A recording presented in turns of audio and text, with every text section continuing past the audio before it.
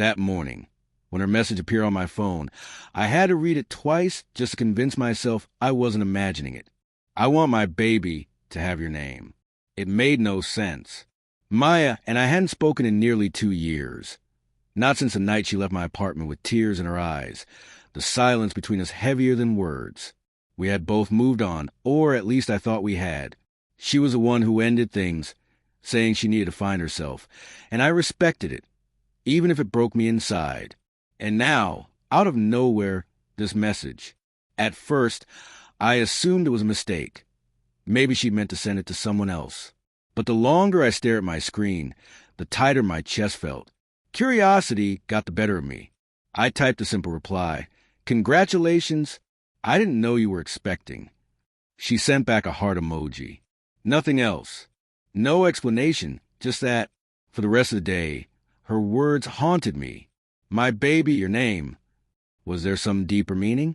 Did she mean it literally or symbolically? That evening, against my better judgment, I decided to find out. I remembered she'd once mentioned that her ex before me still lived downtown near the river. Maybe she meant him.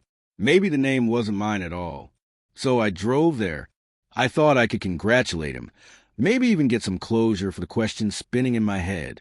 But when the door opened, it wasn't him. It was his wife. For a moment, I questioned if I had the wrong address.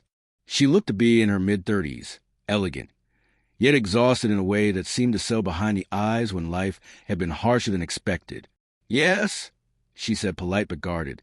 "I'm sorry," I stammered. "I'm looking for Daniel." Her expression shifted slightly. "My husband's at work. Can I help you with something?" Husband. The word hit me like a sharp jab. I nodded, forcing a faint smile. I just wanted to congratulate him. "I heard there's a baby on the way."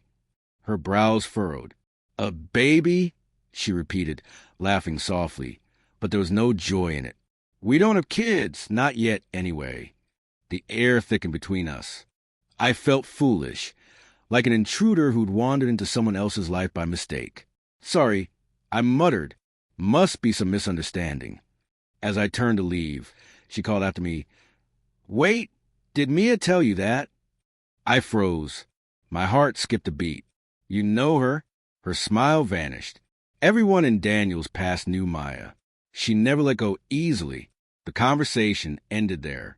I thanked her and walked away, each step heavier than the last. The evening wind felt colder than it had any right to. Sitting in my car, I stared back at the single message once more. "I want my baby to have your name." What did she really mean? Before I could process it, my phone buzzed again. This time, it was a photo, Maya holding a newborn. The caption beneath it revealed the baby's name. My name. My breath caught.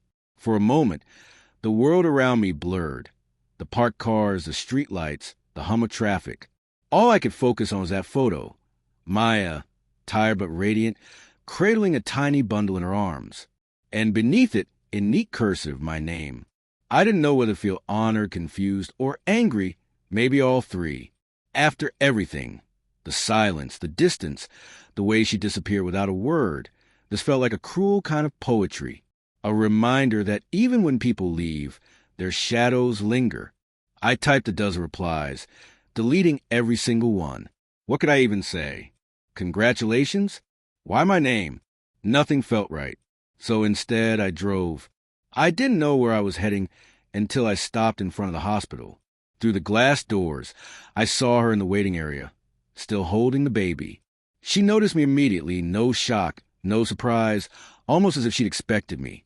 "I didn't name him after you," she said softly as I approached. "Not really. I named him after what you were to me, the only person who ever stayed gentle, even when I wasn't." Her words hit harder than I anticipated. I didn't know how to respond. I simply stood there, looking at the child, realizing that maybe this was the closure I never knew I needed. Some people come back into your life not to stay, but to remind you what love felt like, before it broke and before it healed.